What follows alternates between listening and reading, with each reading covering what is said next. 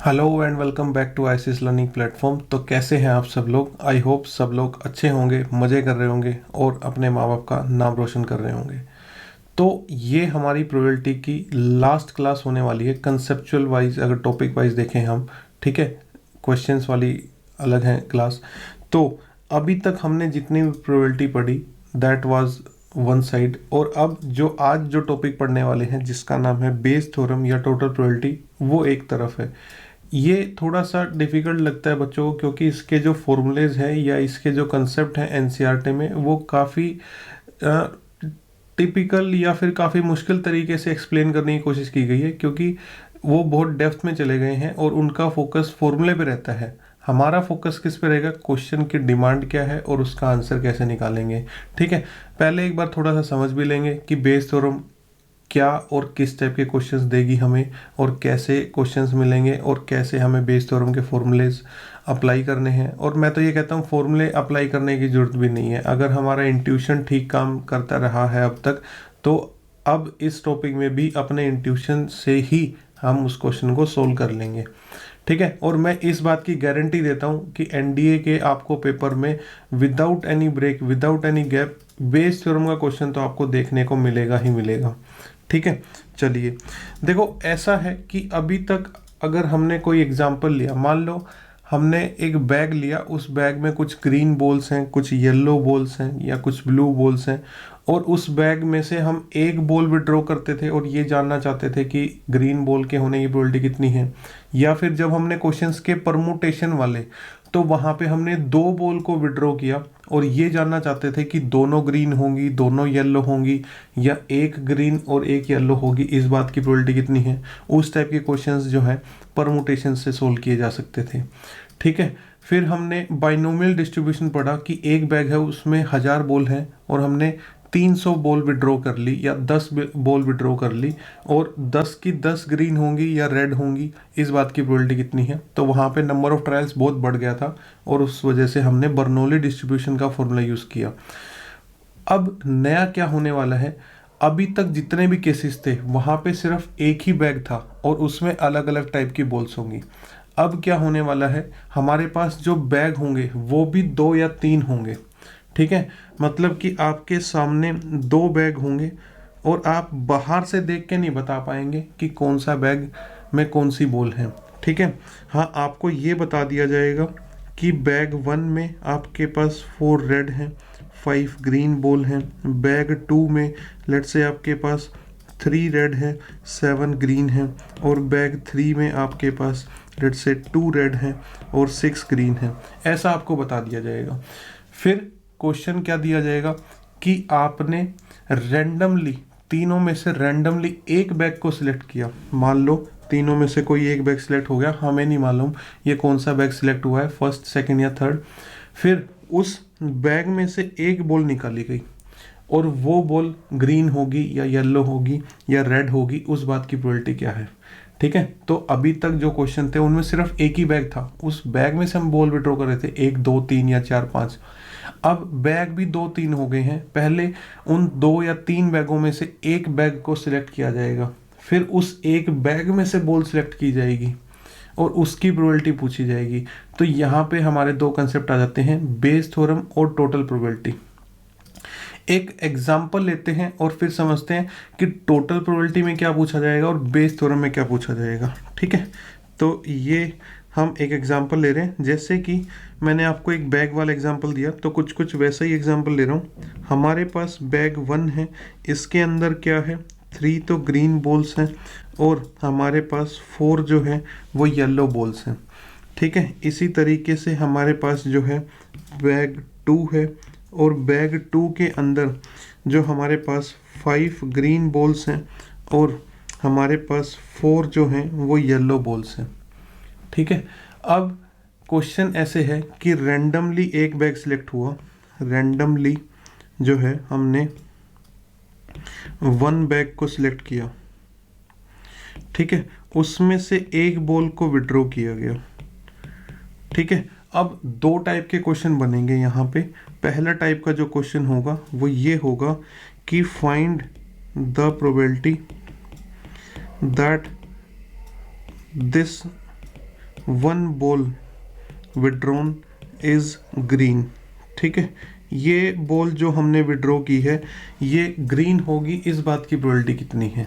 दूसरा एक इसी टाइप का क्वेश्चन होगा, वो क्या होगा कि if the withdrawn ball is known to be green, then find the probability that it is from bag 2। दोनों क्वेश्चन में थोड़ा सा फर्क है। पहले क्वेश्चन में वो ये जानना चाहता है कि आपने दोनों बैग में से कोई भी रेंडमली एक बैग सिलेक्ट किया, उस एक बैग में से आपने एक बॉल निकाली और वो बॉल ग्रीन होगी, इस बात की प्रोबेबिलिटी कितनी है। ठीक है, ये जो है हमारा फर्स्ट क्वेश्चन है, ये बन जाता है हमारा किसका, टोटल प्रोबेबिलिटी का क्वेश्चन। ठीक है, इस टाइप के क्वेश्चन जो आएंगे वो होंगे हमारे टोटल प्रोबेबिलिटी से। सेकंड क्वेश्चन में हमसे पूछा गया है इफ कि भाई वो जो एक दो बैग थे, उनमें से दो बैग थे, उनमें से एक बैग सिलेक्ट हुआ, उस एक बैग में से एक बॉल विड्रॉ की गई। ये तो पता चल गया कि वो जो बॉल विड्रॉ की है वो ग्रीन है, लेकिन इस बात की क्या प्रोबेबिलिटी है कि वो जो ग्रीन बॉल है वो दोनों बैगों में से सेकंड बैग वाली ग्रीन है। ठीक है, इस बात की प्रोबेबिलिटी कितनी है। ये जो हमारा क्वेश्चन बनता है ये हमारा बनता है बेस थ्योरम का। ठीक है, बेस थ्योरम में आप देख पा रहे होंगे तो यहाँ पे कुछ कुछ कंडीशनल प्रोबेबिलिटी है। क्यों? क्योंकि यहाँ पे एक इवेंट ऑलरेडी हो चुका है, that it is known to be green. ये इवेंट तो हो चुका है कि वो बॉल का तो हमें पता चल चुका है वो ग्रीन है। ठीक है, ये बता दो कि वो सेकंड बैग वाली ग्रीन है।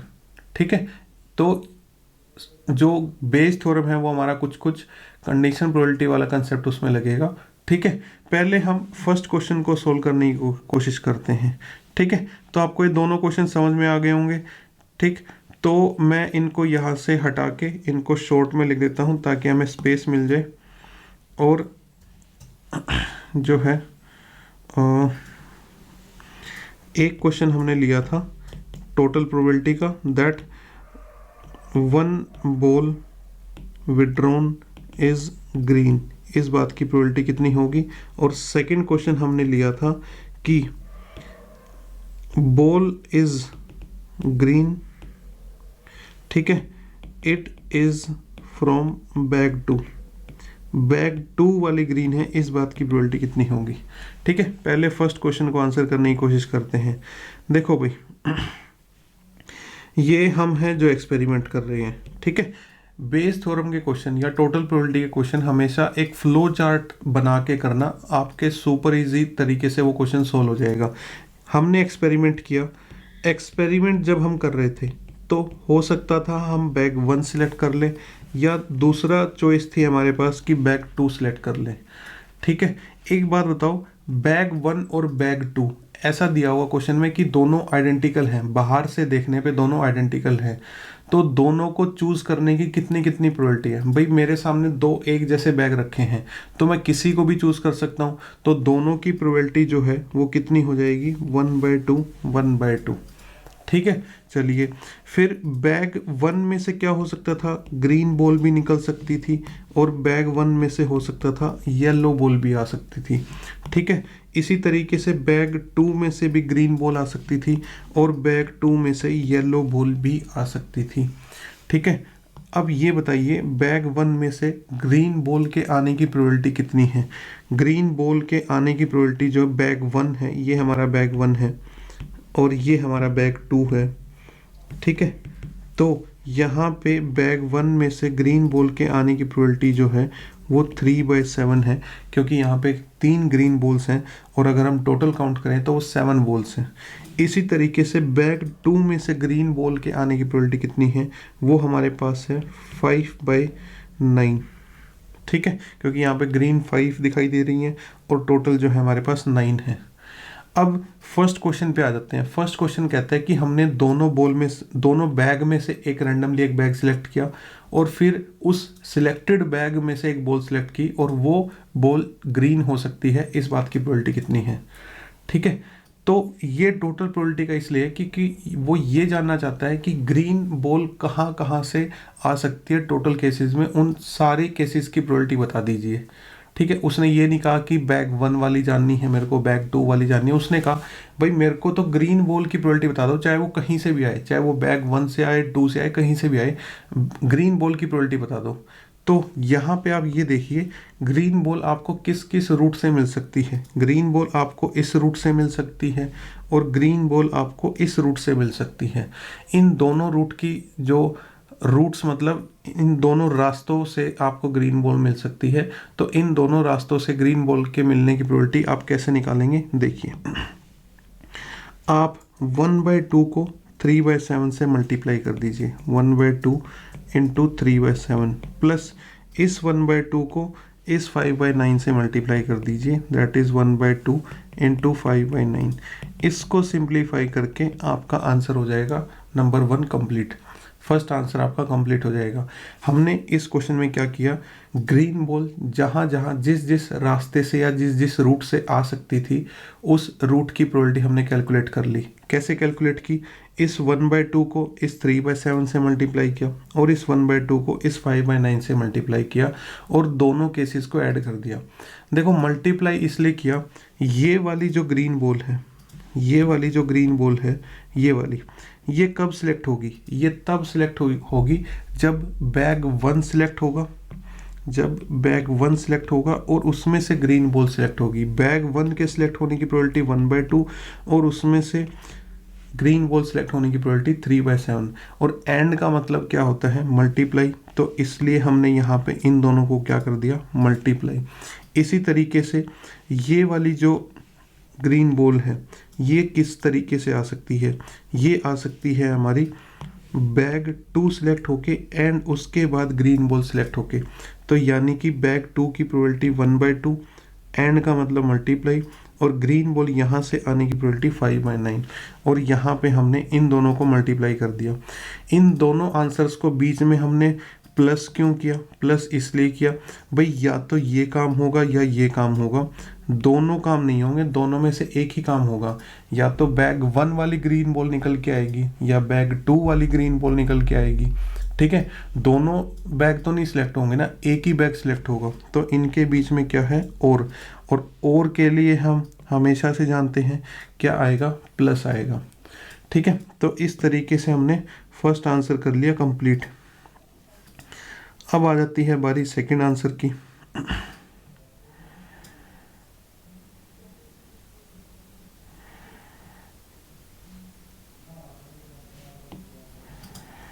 चलिए फिर सेकंड आंसर देखते हैं।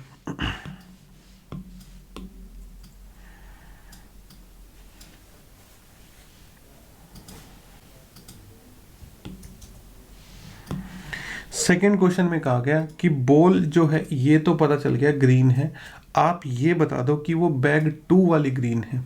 ठीक है, तो सेकंड क्वेश्चन को कैसे सोल्व करना है, भाई मैं ये कहता हूँ आप ऊपर तो फेवरेबल आउटकम कर दीजिए और नीचे आप टोटल प्रोबेबिलिटी कर दीजिए। ठीक है, ऊपर तो फेवरेबल प्रोबेबिलिटी और नीचे टोटल प्रोबेबिलिटी। टोटल प्रोबेबिलिटी का मतलब क्या है, टोटल प्रोबेबिलिटी का मतलब ये है कि आप नीचे डिनोमिनेटर में वो सारी प्रोबेबिलिटी लिख दीजिए जो ग्रीन बॉल की हो सकती हैं, और न्यूमरेटर में फेवरेबल प्रोबेबिलिटी में आप वो वाली प्रोबेबिलिटी लिख दीजिए जो उसने पूछी है। फेवरेबल में उसने कौन सी वाली प्रोबेबिलिटी पूछी है, उसने बैग 2 की ग्रीन बॉल पूछी है कि वो ग्रीन बॉल है वो बैग 2 वाली है, इस बात की प्रोबेबिलिटी कितनी है। तो देखिए हम इसमें क्या कर सकते हैं, टोटल प्रोबेबिलिटी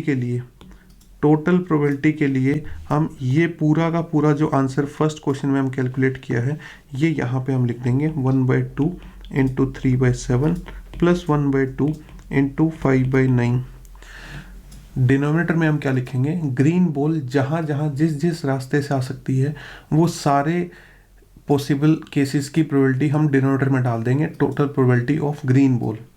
अब न्यूमरेटर में हम डालेंगे बैग 2 की जो ग्रीन बॉल है वो किस रास्ते से आ सकती है। बैग 2 की जो ग्रीन बॉल है वो हमारी इस रास्ते से आ सकती है। ठीक है, और इसकी जो फेवरेबल प्रोबेबिलिटी होने वाली है वो कितनी होने वाली है, 1/2 इंटू 5/9। बेसिकली ये वाली वैल्यू जो है ये ऊपर कॉपी हो जाएगी।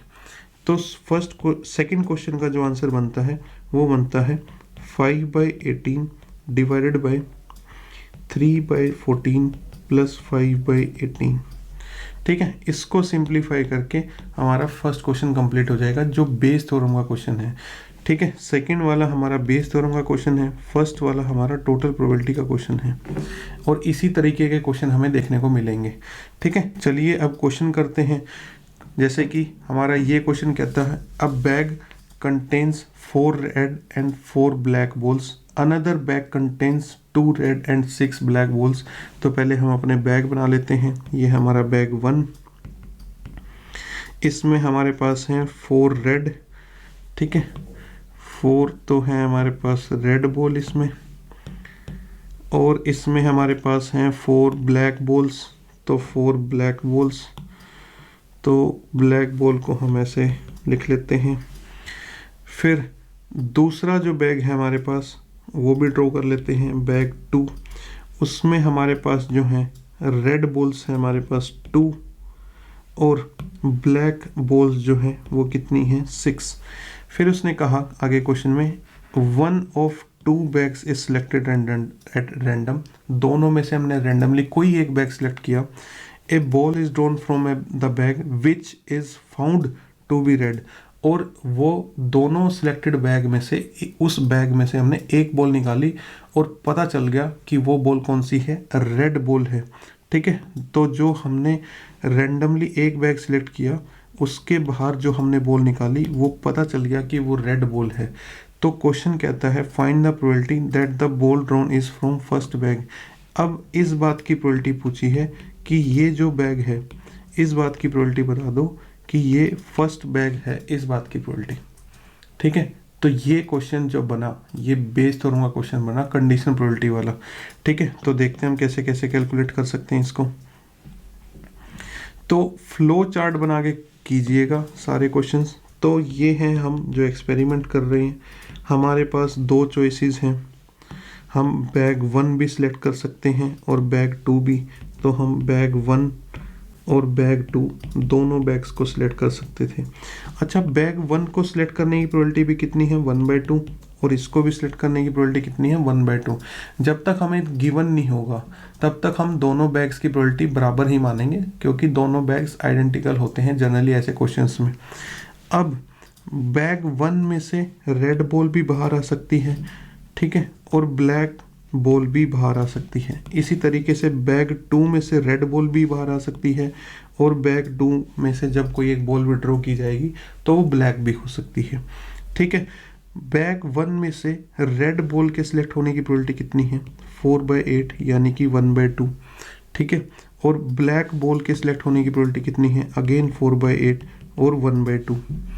ठीक है, और सेकंड बैग में से रेड बॉल की प्रोबेबिलिटी कितनी है 2/8, या फिर कह सकते हो कि 1/4।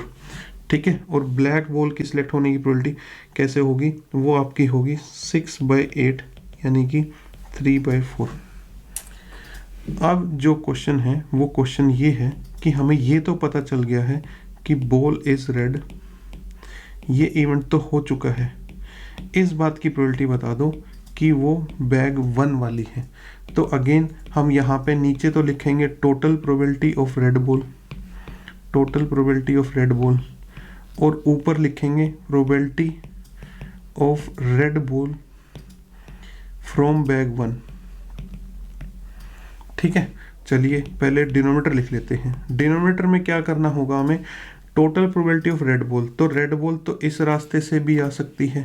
ठीक है, हमारी इस रास्ते से भी आ सकती है, और हमारी रेड बॉल इस रास्ते से भी हो सकती है। तो दोनों की प्रोबेबिलिटी क्या होगी, देखिए वो होगी 1/2 इंटू 1/2।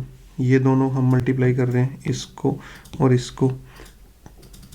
दूसरा जो है इन दोनों को मल्टीप्लाई कर देते हैं, दैट इज प्लस 1/2 इंटू 1/4। अब न्यूमरेटर में जो है वो कौन सी वैल्यू आएगी, उसने कौन सा पूछा है, बैग फर्स्ट वाली पूछी है। तो बैग फर्स्ट वाली जो अगर हम देखें तो इनमें से कौन सी फेवरेबल होगी, सिर्फ ये वाली जो है फेवरेबल होगा, ये वाला रूट जो है हमारा फेवरेबल होगा। और इसमें दोनों वैल्यूज़ को अगर मल्टीप्लाई करें दैट इज़ 1/2 इंटू 1/2। ठीक है, कौन कौन सी वैल्यू को हम मल्टीप्लाई कर देते हैं, हम 1/2 को और इस 1/2 को दोनों को मल्टीप्लाई कर देते हैं। इस क्वेश्चन को सिंप्लीफाई करके हमारा ये क्वेश्चन हो जाएगा कंप्लीट, 1/4 अपॉन 1/4 प्लस 1/8। ठीक है, आप इसको सिंप्लीफाई कर लीजिएगा। ठीक है, और फाइनल आंसर तक पहुंच जाइएगा। नेक्स्ट क्वेश्चन हमारा जैसे ये कहता है, in an insurance company insured 2000 scooter drivers, 4000 car drivers and 6000 truck drivers. कोई एक इंश्योरेंस कंपनी है, उसने कुछ इंश्योरेंसेस किए जिसमें से 2000 स्कूटर ड्राइवर्स का इंश्योरेंस किया, 4000 कार ड्राइवर्स का इंश्योरेंस किया, 6000 ट्रक ड्राइवर्स का इंश्योरेंस किया। अब the probability of accidents are 0.01, 0.3 and 0.15 respectively. कहने का मतलब ये है कि रिस्पेक्टिवली मतलब स्कूटर ड्राइवर्स का एक्सीडेंट हो सकता है, इस बात की प्रोबेबिलिटी 0.01 है। कार ड्राइवर्स का जो एक्सीडेंट है वो हो सकता है 0.03 प्रोबेबिलिटी के साथ, और ट्रक ड्राइवर्स का जो एक्सीडेंट है वो हो सकता है 0.15 प्रोबेबिलिटी के साथ। ठीक है, one of the insured person met with an accident. ये वाला इवेंट हो चुका है कि कोई एक इंश्योरेंस किया हुआ पर्सन का एक्सीडेंट हो जाता है। ठीक है, तो इस बात की क्या प्रोबेबिलिटी है कि वो स्कूटर ड्राइवर था जिसका एक्सीडेंट हुआ। ठीक है, अगेन ये जो क्वेश्चन है बेस थ्योरम का क्वेश्चन है। देखिए इसको कैसे करते हैं। तो ये हमारी हो गई इंश्योरेंस कंपनी। ठीक है, इसने कुछ स्कूटर ड्राइवर्स का इंश्योरेंस किया, कुछ इसने कार ड्राइवर्स का इंश्योरेंस किया और कुछ इसने ट्रक ड्राइवर्स का इंश्योरेंस किया। एक बात बताइए कि टोटल जो है इसने 2000, 4000 और 6000 यानी कि 12000 लोगों का इंश्योरेंस किया है। तो 12000 में से स्कूटर ड्राइवर हैं 2000, तो क्या इसकी प्रोबेबिलिटी 2/12 नहीं होनी चाहिए। ठीक है, कार वाला जो है उसकी प्रोबेबिलिटी कितनी हो जाएगी, 4/12 हो जाएगी, और ट्रक वाले की प्रोबेबिलिटी कितनी हो जाएगी, 6/12 हो जाएगी। क्योंकि यहाँ पे अगर इन सबको ऐड करें तो 12000 बनते हैं और सबकी प्रोबेबिलिटी इतनी हो जाएगी। ठीक है, इसको आप चाहे तो कट करके 1/6 भी लिख सकते हो। ठीक है, और इसको चाहे तो आप कट करके 1/3 भी लिख सकते हो। ठीक, या फिर ऐसे ही रहने देते हैं। ठीक है, चलिए क्लियर रहेगा कि वो प्रोबेबिलिटी कहाँ से आई है। अब हो सकता है कि स्कूटर ड्राइवर का एक्सीडेंट हो गया हो। ठीक है, या फिर हो सकता है कि स्कूटर ड्राइवर जो है सेफ हो। इसी तरीके से हो सकता है कि कार ड्राइवर का एक्सीडेंट हो जाए, या फिर हो सकता है कि कार ड्राइवर जो है वो सेफ हो, और फाइनली हो सकता है कि ट्रक ड्राइवर का एक्सीडेंट हो जाए। ठीक है, और हो सकता है कि ट्रक ड्राइवर क्या हो, सेफ हो। ऐसे इन सब के 2-2 केसेस बनते हैं। अब उसने आगे दिया हुआ है कि स्कूटर ड्राइवर का एक्सीडेंट होने की प्रोबेबिलिटी कितनी है, 0.01। ठीक है, कार ड्राइवर के एक्सीडेंट होने की प्रोबेबिलिटी कितनी है, 0.03, और ट्रक ड्राइवर के एक्सीडेंट होने की प्रोबेबिलिटी कितनी है, 0.15।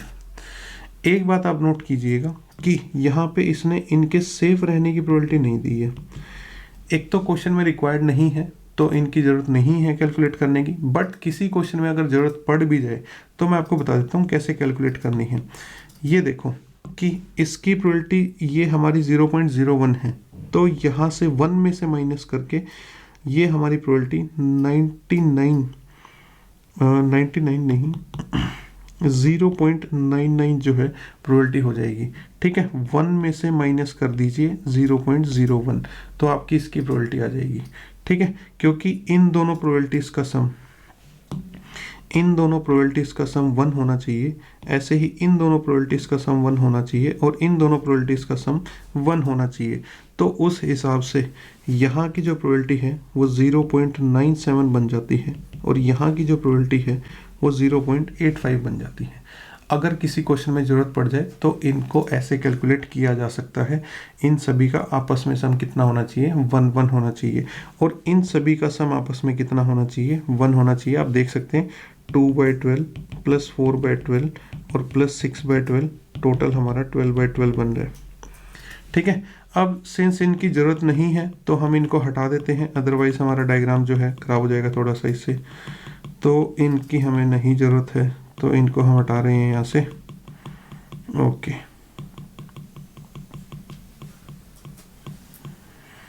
चलिए अब क्वेश्चन जो है, क्वेश्चन इस बारे में है कि प्रोबेबिलिटी हमें निकालनी है कि एक बंदा है उसका एक्सीडेंट तो हो चुका है, ठीक है, एक इंश्योरेंस वाले का एक्सीडेंट तो हो चुका है, इस बात की प्रोबेबिलिटी कितनी है कि वो एक स्कूटर ड्राइवर था। तो हमारा जो आंसर रहने वाला है वो क्या रहने वाला है, एक्सीडेंट की जो टोटल प्रोबेबिलिटी है वो डिनोमिनेटर में लिखेंगे और स्कूटर ड्राइवर का जो एक्सीडेंट है, ठीक है, वो हम यहाँ पे न्यूमरेटर में लिखेंगे।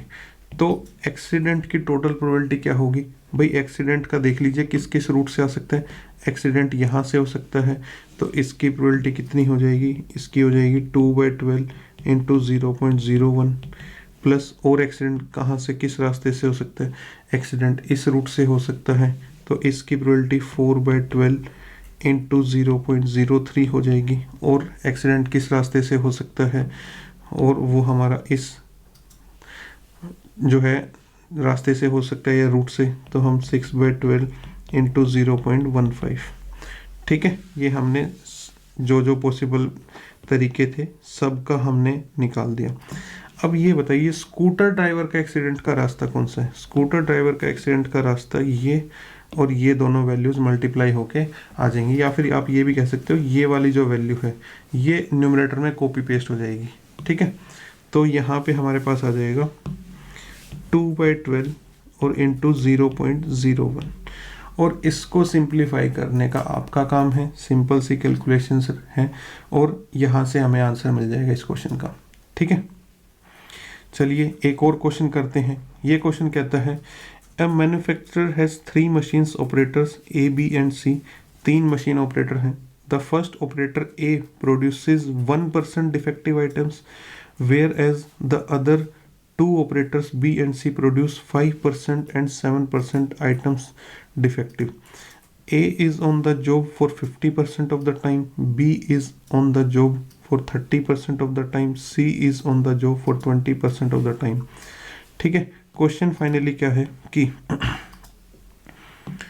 अ डिफेक्टिव आइटम इज प्रोड्यूस्ड, ये इवेंट हो चुका है, what is the probability that it was produced by A. ऐसा है कि एक मैन्युफैक्चरर है, कोई फैक्ट्री है, कोई बिजनेसमैन है, उसके पास 3 मशीन्स हैं, उनको 3 ऑपरेटर्स हैं, ठीक है। जो ए मशीन रहती है, ठीक है, ए जो मशीन है हमारी वो कितनी देर के लिए काम करती है, वो काम करती है 50% of the time. B machine जो है वो कितनी देर के लिए काम करती है, 30% के लिए, 30% ऑफ द टाइम। और सी मशीन जो है वो कितना काम करती है, 20% ऑफ द टाइम। तो फ्लो चार्ट कुछ ऐसे बनेगा कि ये हमारे मशीन ऑपरेटर्स हैं, ठीक है, मशीन ऑपरेटर्स, इसमें हमारे पास 3 ऑपरेटर्स हैं ए बी और सी। ए जो है वो 50% ऑफ द टाइम जो है काम करती है, तो क्या इसकी प्रोबेबिलिटी 50/100 नहीं कह सकते हम, 50%, ठीक है। बी जो है उसकी प्रोबेबिलिटी कितनी हो जाएगी हमारी, उसकी हो जाएगी 30/100 हो जाएगी, ठीक है। और सी की प्रोबेबिलिटी जो है वो कितनी हो जाएगी, 20/100। अब ऐसा है कि ए जो है आइटम जो बना रहा है वो गुड भी हो सकता है, और ए जो आइटम बना रहा है वो डिफेक्टिव भी हो सकता है। इसी तरीके से बी जो आइटम बना रहा है वो डिफेक्टिव हो सकता है, या फिर वो आइटम जो है गुड कंडीशन में भी हो सकता है। और इसी तरीके से सी जो है वो गुड कंडीशन का आइटम भी बना सकता है, या फिर वो सी जो है वो हमारा डिफेक्टिव आइटम भी बना सकता है। तीनों की प्रोबेबिलिटी दी हुई है। ए जो है कोई भी आइटम डिफेक्टिव बनाएगा उस बात की कितनी प्रोबेबिलिटी है, 1%। 1% का मतलब हुआ 1% का मतलब हुआ 1/100, ठीक है, और 1/100 का मतलब हुआ 0.01। इसी तरीके से बी जो आइटम है डिफेक्टिव बना सकता है, उस बात की प्रोबेबिलिटी कितनी दी है हमें, वो हमें दी है 5%, यानी कि 0.05, ठीक है। और 7% प्रोबेबिलिटी दी है कि सी जो है वो बना सकता है डिफेक्टिव, यानी कि 0.07। ठीक है, ये हमने फ्लो चार्ट बना लिया। अब आप एक बार क्वेश्चन को दोबारा से रीड करके इस फ्लो चार्ट को देखेंगे तो आपको बिल्कुल क्लियर कट इतनी बड़ी स्टेटमेंट इतने अच्छे तरीके से समझ में आ जाएगी आपको।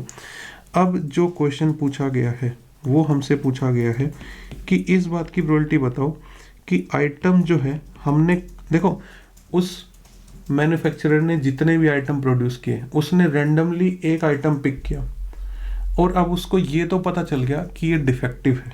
ये आइटम जो है उसको ये तो पता चल गया कि ये डिफेक्टिव है। इस बात की प्रोबेबिलिटी क्या है कि वो जो डिफेक्टिव आइटम है वो प्रोड्यूस किया गया था ए मशीन द्वारा, it was produced by A machine. ठीक है, तो हम क्या करेंगे, हम नीचे तो टोटल प्रोबेबिलिटी लिखेंगे, total probability of defective item. ठीक है, और ऊपर लिखेंगे हम डिफेक्टिव आइटम बाय ए।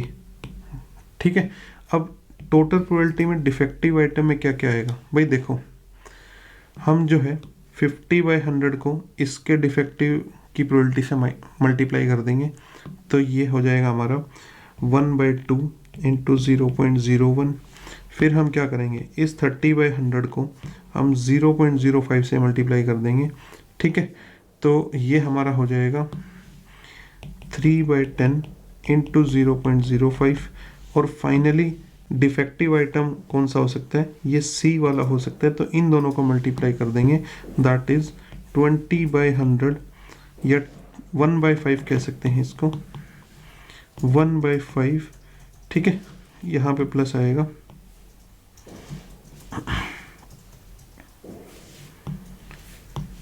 ये केस प्लस और ये केस प्लस। ठीक है, और 1/5 इंटू 0.07। अब ए मशीन जो है डिफेक्टिव बना सकती है, वो कौन कौन सा केस होगा, वो हमारा ये वाला केस होगा। ठीक है, जहाँ पे इन दोनों को हम मल्टीप्लाई करेंगे, तो यहाँ पे हम किसको मल्टीप्लाई करने वाले हैं, यहाँ पे हम 50/100 को मल्टीप्लाई करने वाले हैं।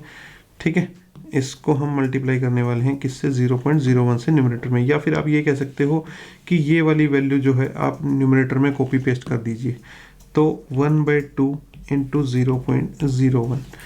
ठीक है, तो इस फ्रैक्शन को सिंप्लीफाई करके हमारा इस क्वेश्चन का आंसर कंप्लीट हो जाएगा। ठीक है, चलिए फिर आगे एक क्वेश्चन और करते हैं। ओके, 1 2 3 4 क्वेश्चन बचे हैं हमारे काफ़ी, तो इनको फटाफट देखते हैं। ये क्वेश्चन हमारा कहता है, one of the students in the college it is known that 60% reside in hostel and 40% are day scholars। अब देखो मैं क्वेश्चन के साथ साथ फटाफट चार्ट बनाता जाऊंगा, आप इस क्वेश्चन को स्क्रीन से रीड कीजिए और फ्लो चार्ट बनाने की कोशिश कीजिए। तो हमारे पास ये स्कूल है, कॉलेज है एक्चुअली, ठीक है, टू बी स्पेसिफिक, ये हमारा कॉलेज, इसमें से कुछ हॉस्टल वाले हैं, कुछ हमारे पास इसमें से डे स्कॉलर हैं। डे स्कॉलर मतलब जो नॉन रिसाइडिंग, जो डेली अप डाउन करते हैं स्कूल से, वो होते हैं। ओके, हॉस्टल वाले कितने हैं, 60%, तो इनकी प्रोबेबिलिटी जो हो जाएगी वो 60/100 हो जाएगी, और इनकी प्रोबेबिलिटी जो है 40/100 हो जाएगी। फिर कहा गया है, previous year results report that 30% of all student who reside in hostel attain A grade. तो आगे हो सकता है इनका ए ग्रेड आया हो, और हो सकता है इनका ए ग्रेड ना आया हो। और इसी तरीके से दो केस यहाँ पे ले लेते हैं, ए ग्रेड आया हो इनका, और हो सकता है ए ग्रेड इनका ना आया हो। तो पिछले साल का रिकॉर्ड जो है हमें बताता है कि previous result report that 30% of all student who reside in hostel attain A grade. तो यहाँ पे हम कह सकते हैं कि ये जो है 30% यानी 30/100 है। ठीक है, and 20% of day scholar attain A grade, यानी कि इसको हमें दिया हुआ है 20/100, 20%। फिर आगे क्वेश्चन पूछता है कि at the end of year one student is chosen at random from the college and he has an A grade. ये इवेंट हमारा हो चुका है। What is the probability that the student is a hostler? ठीक है, तो question जो है वो इस बारे में है कि हमने एक बच्चा रैंडमली सिलेक्ट किया और ये तो पता चल गया कि स्टूडेंट का जो है वो ए ग्रेड है, इस बात की प्रोबेबिलिटी कितनी है कि स्टूडेंट जो है हमारा वो हॉस्टल से है। भाई ए ग्रेड वाला बच्चा तो हॉस्टलर भी हो सकता है, हॉस्टल से भी हो सकता है और डे स्कॉलर भी हो सकता है। तो हमने एक बच्चा सिलेक्ट किया रैंडमली, ये तो पता चल गया कि उसका जो है ग्रेड ए है। इस बात की प्रोबेबिलिटी कितनी है कि वो जो है हॉस्टल वाला स्टूडेंट है। तो अगेन हम यहाँ पे डिनोमिनेटर में लिखेंगे ए ग्रेड की जो टोटल प्रोबेबिलिटी है, ठीक है, ए ग्रेड की टोटल प्रोबेबिलिटी लिखेंगे और न्यूमरेटर में हम लिखेंगे ए ग्रेड जो हॉस्टलर का है, ठीक है, हॉस्टलर वाले बच्चे का जो है वो ए ग्रेड होगा। तो देखिए डिनोमिनेटर में हम क्या क्या लिखेंगे। डिनोमिनेटर में ए ग्रेड देख लीजिए, एक तो यहाँ से आ सकता है इस रास्ते से, तो इन दोनों को मल्टीप्लाई कर दीजिए। इन दोनों को मल्टीप्लाई करेंगे तो क्या मिलेगा, इन दोनों को मल्टीप्लाई करेंगे तो 0.60 और मल्टीप्लाई 0.30 प्लस, और ए ग्रेड कहाँ से आ सकता है, और ए ग्रेड हमारा इस रास्ते से आ सकता है, तो इन दोनों को मल्टीप्लाई कर देंगे, इसको और इसको, तो यहाँ से हमें मिलेगा 0.40 और इंटू 0.20। अब ए ग्रेड जो है हॉस्टल वाले का होगा, इस बात की प्रोबेबिलिटी कितनी है, वो हमारा जो हो सकता है वो इस रास्ते से हो सकता है, और ये वाले दोनों प्रोबेबिलिटीज हम न्यूमरेटर में लिख देंगे मल्टीप्लाई करके, दैट इज 0.60 इंटू 0.30, और यहाँ से इसको सिंप्लीफाई करके हमारा ये क्वेश्चन पूरा हो जाएगा। ठीक है, ओके, तो ये क्वेश्चन भी करवाने लायक ही है। ठीक है, चलिए, ये क्वेश्चन हमारा कहता है कि there are 3 coins, one is a 2-headed coin having head on both faces, another is a biased coin that comes up head 75% of time, third is an unbiased coin. One of the 3 coins is chosen at random and tossed, it shows head, what is the probability it was 2-headed coin? Question की statement ऐसे कहती है कि 3 coin है हमारे पास। एक coin तो वो शोले फिल्म वाला है जिसमें दोनों साइड हेड है, ठीक है। दूसरा कॉइन थोड़ा सा मुड़ा थोड़ा है, उसमें हेड जो आएगा वो 75% टाइम्स आएगा और 25% टाइम्स आपका टेल आएगा। और तीसरा कॉइन जो है वो फेयर कॉइन है, उसमें हेड और टेल दोनों के आने की प्रोबेबिलिटी 1/2 50% 50% है, ठीक है। उन तीनों में से हमने रैंडमली एक कॉइन सिलेक्ट कर लिया बिना देखे और उसको टॉस किया, और वहाँ पे टॉस करने के बाद उस कॉइन पे ऊपर आया हेड। अब इस बात की प्रोबेबिलिटी क्या है कि दूसरी साइड भी हेड था, यानी कि वो 2-headed कॉइन था। अगेन बेस थ्योरम का क्वेश्चन है, फटाफट फ्लो चार्ट बनाते हैं। तो ये हमारे पास 3 कॉइन्स हैं, इनका हम एक्सपेरिमेंट कर रहे हैं। तो 2-headed कॉइन हो सकता है, ठीक है। फिर हमारे पास जो है बाइस्ड कॉइन हो सकता है, और फिर हमारे पास फेयर वाला कॉइन हो सकता है। तीनों कॉइन्स को सिलेक्ट करने की प्रोबेबिलिटी 1/3 1/3 1/3 रहेगी, ठीक है। अब 2-headed कॉइन पे जो है हेड आ सकता है या उस पे टेल आ सकता है।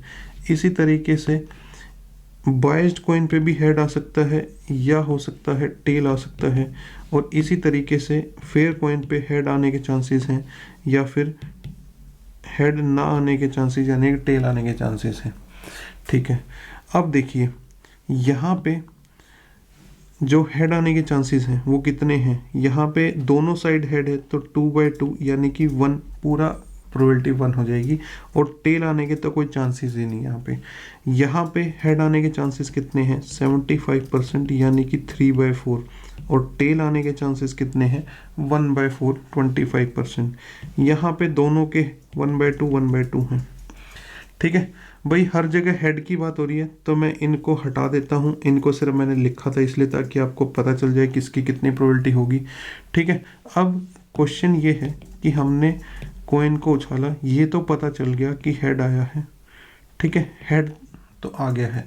अब इस बात की प्रोबेबिलिटी कितनी है कि वो जो कॉइन था वो कौन सा था, वो 2-headed कॉइन था। तो अगेन डिनोमिनेटर में हम क्या लिखेंगे, हेड की टोटल प्रोबेबिलिटी लिखेंगे, ठीक है, और न्यूमरेटर में हम क्या लिखेंगे, हेड की टू हेडेड कॉइन वाले की प्रोबेबिलिटी, टू हेडेड कॉइन वाले की प्रोबेबिलिटी, हेड आने की प्रोबेबिलिटी लेकिन टू हेडेड वाले कॉइन की प्रोबेबिलिटी। तो ये क्या क्या होगा, देखो भाई न्यूमरेटर में तो ये 1/3 इससे मल्टीप्लाई हो जाएगा, दैट इज 1/3 इंटू 1, प्लस ये 1/3 इससे मल्टीप्लाई हो जाएगा, दैट इज 1/3 इंटू 3/4, और प्लस ये 1/3 इस 1/2 से मल्टीप्लाई हो जाएगा, ठीक है। न्यूमरेटर में क्या आएगा हमारे पास, न्यूमरेटर में हमारे पास क्या आएगा,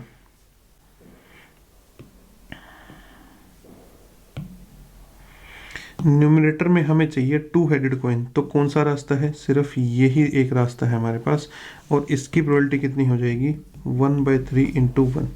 तो इसको आप सिंप्लीफाई कर लीजिए और आपको अपना आंसर मिल जाएगा।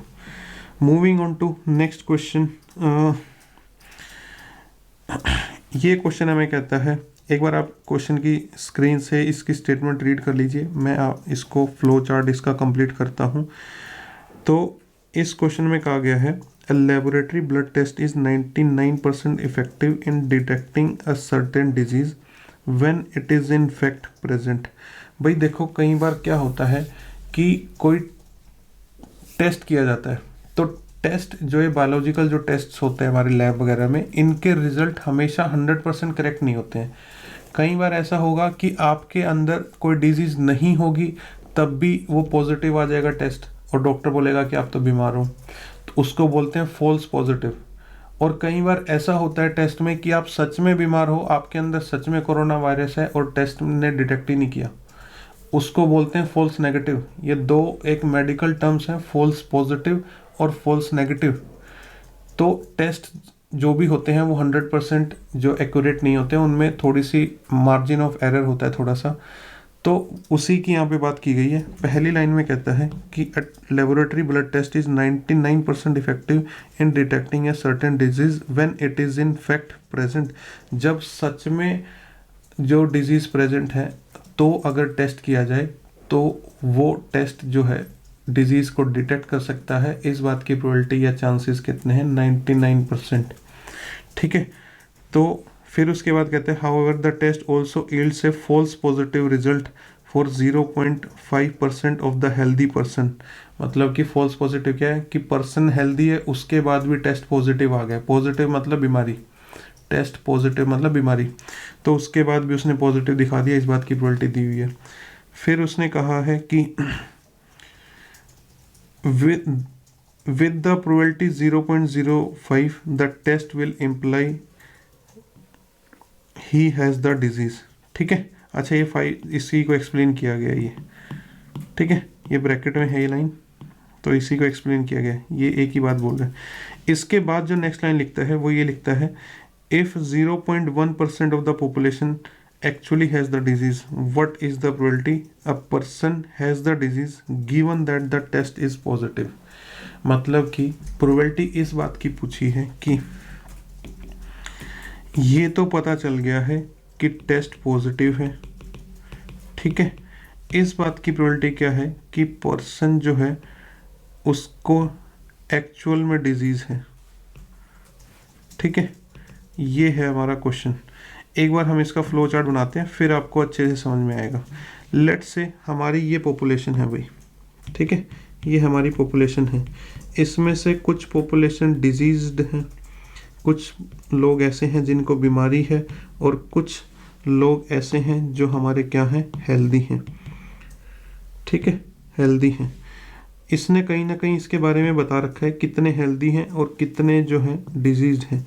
यहाँ पे इसने बोला है if 0.1% of the population actually has the disease, तो ये है 0.1%, यानी कि इसको हम लिख सकते हैं 0.1/100, यानी कि इसको लिख सकते हैं 0.001, ठीक है।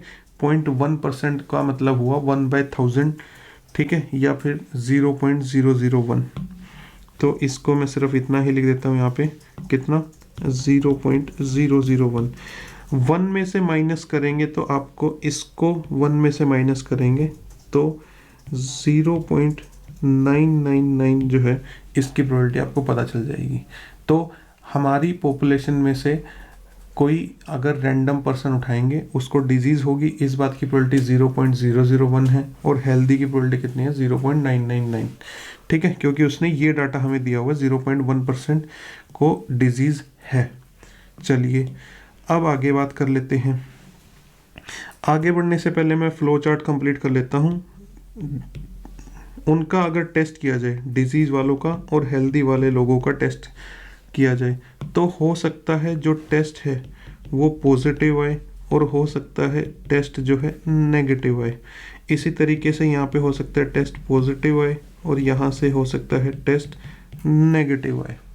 ठीक है, अब इसके बारे में देख लेते हैं क्वेश्चन ने कहा क्या बताया। यहाँ पे कहते हैं a laboratory blood test is 99% effective in detecting a certain disease when it is in fact present.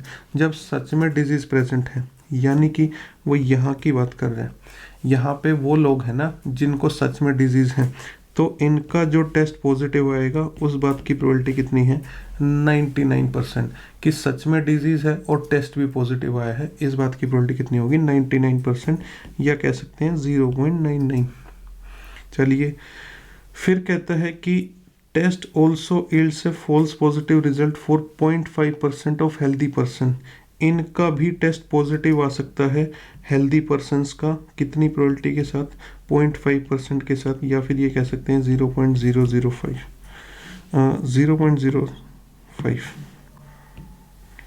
ठीक है, ये हम कह सकते हैं नहीं 0.005 आई थिंक। 0.5% मतलब 0.5/100 यानी कि 5/1000, यस 0.005। चलिए ये हमारा फ्लो चार्ट अब कंप्लीट हो गया है। अब हम देख लेते हैं कि हमें प्रोबेबिलिटी में पूछा गया है कि एक टेस्ट कंडक्ट किया गया और वो टेस्ट पॉजिटिव आया है, ये इवेंट हो चुका है। इस बात की प्रोबेबिलिटी कितनी है कि पर्सन को सच में डिजीज थी। ठीक है, चलिए तो हम यहाँ पे डिनोमिनेटर में लिखने वाले हैं टेस्ट जिन जिन का पॉजिटिव आ सकता है उनकी टोटल प्रोबेबिलिटी, पॉजिटिव टेस्ट की टोटल प्रोबेबिलिटी, और डिजीज्ड पर्सन की टेस्ट पॉजिटिव, डिजीज्ड पर्सन जो है उनका टेस्ट पॉजिटिव आया है, इस बात की प्रोबेबिलिटी। तो हमारे जो डिनोमिनेटर की वैल्यू बनेगी वो बनेगी इन दोनों को मल्टीप्लाई करके, इसको और इसको मल्टीप्लाई कर दीजिए। टेस्ट पॉजिटिव यहाँ से आ सकता है तो 0.001 मल्टीप्लाई बाय 0.99 और प्लस में इन दोनों को मल्टीप्लाई कर दीजिए 0.999 और 0.05, ये भी क्या देंगे हमें टेस्ट पॉजिटिव हमें देंगे। तो इन दोनों को मल्टीप्लाई कर देते हैं तो वो हमें बनेगा कितना 0.999 इंटू 0.005। न्यूमरेटर में हम क्या लिखेंगे, न्यूमरेटर में हम लिखेंगे डिजीज पर्सन को जो है टेस्ट पॉजिटिव आए वो इस रास्ते से आ सकता है, और यहाँ पे हम इस वैल्यू को और इस वैल्यू को मल्टीप्लाई कर देंगे, यानी कि 0.001 मल्टीप्लाई 0.99। ठीक है, तो इन सभी को मल्टीप्लाई करके और डिवाइड करके आप देखिए कि क्या आंसर आता है, और कैलकुलेशन आप इजीली कर सकते हैं इनकी। ठीक है, चलिए फिर हमारे पास नेक्स्ट क्वेश्चन जो है वो ये कहता है कि probability that A speaks truth is 4/5, a coin is tossed, A reports that a head appears, the probability that actually there was head is। देखो इसमें ऐसा है कि कोई एक पर्सन है जिसका नाम A है और उसके सच बोलने की जो प्रोबेबिलिटी है वो 4/5 है।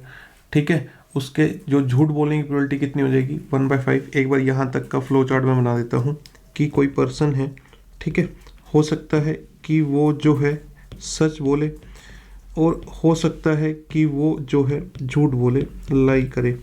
सच बोलने की उसकी जो प्रोबेबिलिटी है वो कितनी है 4/5, और झूठ बोलने की प्रोबेबिलिटी कितनी हो जाएगी उसकी 1/5। अब उसके बाद ये कहा है कि ए ने ऐसा रिपोर्ट किया है कि हेड आएगा, हेड आया है। ठीक है, तो ए ने जो है हो सकता है यहाँ पे रिपोर्ट करे हेड आया है, रिपोर्ट करे हेड आया है, ठीक है, या फिर हो सकता है वो रिपोर्ट करे कि टेल आया है।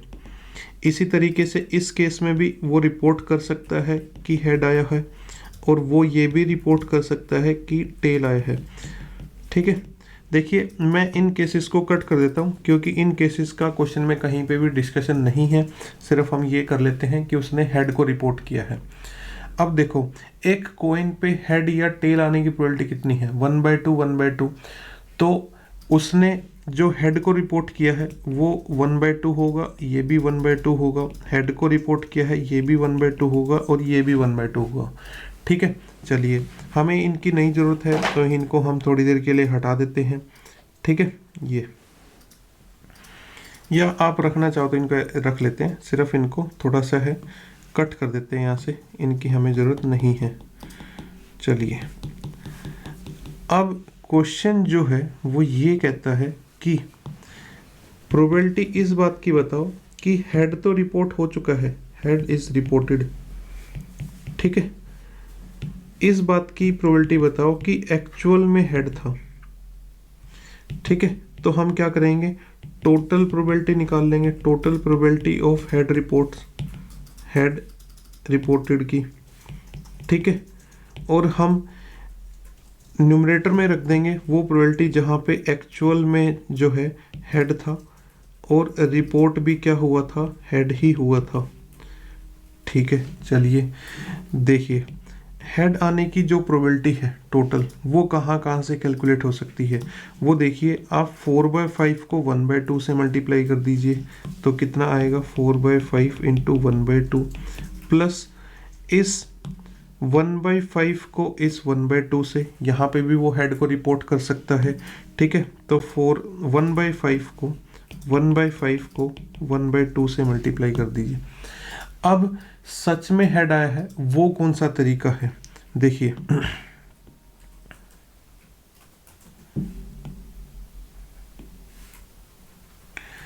सच में अगर हेड आया है तो यहाँ पे ये सच बोल रहा है, ठीक है, और यहाँ पे इसने हेड को रिपोर्ट किया है, ठीक है। तो यहाँ पे सच में हेड आया है तो यानी कि हम इसको लिख देंगे 4/5 इंटू 1/2। एक बात आप नोट कीजिए कि यहाँ पे वो झूठ बोल रहा है, तो यहाँ पे उसने अगर हेड रिपोर्ट किया है तो यहाँ पे सच में हेड के बजाय यहाँ पे रियल में क्या आया होगा, यहाँ पे रियल में टेल आया होगा, अगर वो यहाँ पे हेड को रिपोर्ट कर रहा है तो, ठीक है। तो इस तरीके से जो है हम ये वाली प्रोबेबिलिटी नहीं लेंगे, ठीक है, तो इसको हम नहीं ले सकते, तो ये हम हटा देते हैं यहाँ से और न्यूमरेटर में सिर्फ इतना ही रखेंगे। इसको जब सोल्व करेंगे ऊपर आ जाएगा 4/10, नीचे आ जाएगा 4/10 प्लस 1/10, ये हो जाएगा 4/10 डिवाइडेड बाय 5/10 यानी कि 4/5, या फिर कह सकते हैं 0.8 प्रोबेबिलिटी जो है इस बात की होगी कि जब हेड रिपोर्ट हुआ था और सच में भी हेड आया है, इस बात की प्रोबेबिलिटी हमारी कितनी हो जाएगी, 0.8। चलिए तो जो नेक्स्ट क्वेश्चन है हमारा, it says that an urn contains 5 red and 5 black balls. कोई एक बैग है, हमारा बैग या कंटेनर टाइप का कुछ होता है, उसमें 5 रेड हैं और 5 ब्लैक बॉल्स हैं। तो इसको यहीं के यहीं हम फ्लो चार्ट में कन्वर्ट कर लेते हैं। ये हमारा अर्न है, इसमें 5 तो रेड हैं और 5 जो हैं ब्लैक बॉल हैं। फिर उसमें कहा गया a ball is drawn at random, its colour is noted and is return to the urn. Moreover, 2 additional ball of the color drawn are put in the urn and then a ball is drawn at random. ये इस इतनी बड़ी line में ये कहना चाहता है कि इस बैग में से हमने एक कोई बॉल विड्रॉ की, ठीक है, उसका हमने कलर जो है नोट किया, ठीक है, कलर नोट करके वो वापस से हमने बैग में भेज दी, प्लस जो कलर हमने नोट किया था उसी कलर की 2 और एक्स्ट्रा बॉल्स हमने उस बैग में ऐड कर दी, ठीक है। ऐसा करने के बाद फाइनली हमने एक बॉल, सेकंड बॉल जो है या एक नई बॉल जो है सिलेक्ट की हमने बैग में से। अब उस बॉल की प्रोबेबिलिटी क्या है कि वो रेड होगी, ठीक है। तो हम इसके यहाँ पे फ्लो चार्ट कुछ ऐसा बना लेते हैं कि ये जो हमने कलर नोट किया है ये हो सकता है रेड रहा हो या ये हो सकता है ब्लैक रहा हो। अगर ये रेड रहा होगा तो हमने बैग में 2 रेड और मिला दी होंगी, ठीक है, और ब्लैक तो उतनी ही रही होंगी। अगर ये बॉल ब्लैक रही होगी, जो ये बॉल थी ना इसका, जिसका हमने कलर नोट किया, अगर ये ब्लैक रही होगी तो हमने 2 ब्लैक और मिला दी होंगी, ठीक है। उसके बाद हमने इसमें से एक बॉल विड्रॉ की और उसकी जो है रेड होने की प्रोबेबिलिटी कितनी बन जाती है, यहाँ पे ये बन जाती है 5 और 2 7/12। और यहाँ से रेड होने की प्रोबेबिलिटी कितनी बन जाती है, अगर हम एक बॉल विड्रॉ करते हैं तो वो हमारी हो जाती है 5/12, ठीक है। तो इसने पूछा है ये सेकंड बॉल जो है, ये हमारी जो सेकंड बॉल है, ये इसको विड्रॉ करेंगे और ये रेड होगी, इस बात की प्रोबेबिलिटी कितनी है। तो ये टोटल प्रोबेबिलिटी का क्वेश्चन बन जाता है और हमें रेड बॉल की प्रोबेबिलिटी, सेकंड बॉल जो है वो रेड होने की प्रोबेबिलिटी निकालनी है। Second ball is red. तो देखिए रेड बॉल जो है कैसे कैसे आ सकती है, वो आ सकती है, अच्छा ये जो रेड बॉल है ये वाली, इसकी प्रोबेबिलिटी कितनी होगी, इसकी प्रोबेबिलिटी हो हमारे पास हो जाएगी 5/10 या फिर कह सकते हैं 1/2। और इस ब्लैक बॉल की प्रोबेबिलिटी कितनी होगी, इस ब्लैक बॉल की प्रोबेबिलिटी भी कितनी हो जाएगी 1/2, ठीक है।